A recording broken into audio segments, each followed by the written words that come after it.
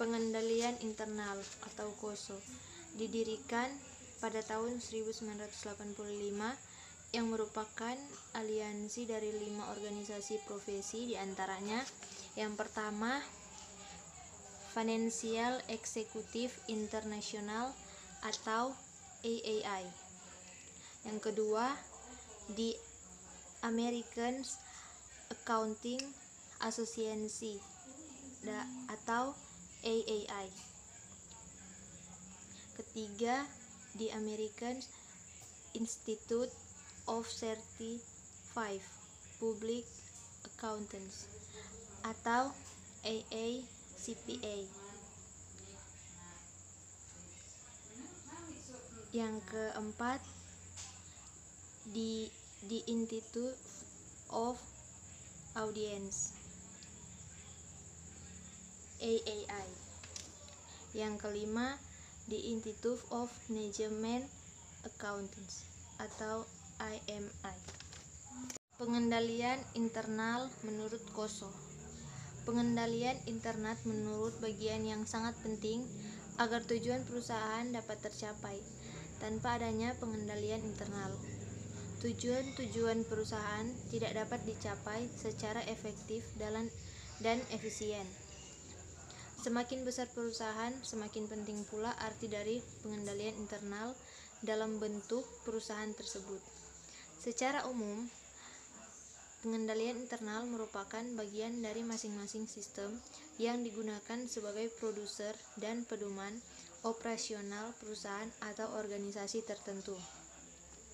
Misi utama dari KOSO adalah memperbaiki atau meningkatkan kualitas laporan keuangan entitas melalui etika bisnis, pengendalian internal yang efektif, dan corporate governance. Pengertian pengendalian internal kontrol menurut KOSO tersebut dapat dipahami bahwa pengendalian internal adalah proses, karena hal tersebut menebus kegiatan operasional organisasi dan merupakan bagian integral dari kegiatan manajemen dasar. Tujuan pengendalian internal. Pertama, tujuan operasi yang berkaitan dengan efektivitas dan efisiensi operasi.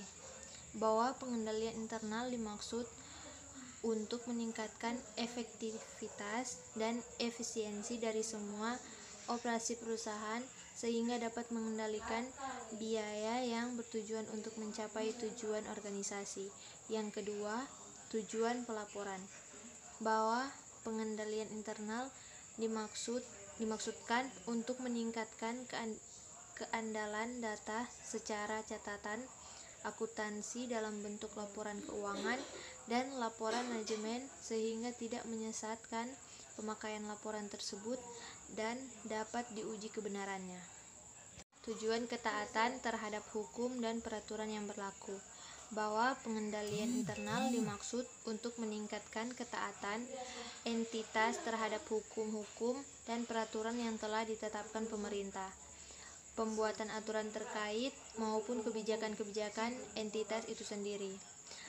Ketiga tujuan pengendalian internal tersebut merupakan hasil atau output dari suatu pengendalian internal yang baik, yang dapat dicapai dengan memperhatikan unsur-unsur pengendalian internal yang merupakan proses untuk menghasilkan pengendalian internal yang baik. Unsur pengendalian internal. Pertama, control environment. Kedua, risk assessment. Ketiga, control activity. Keempat, information and communication.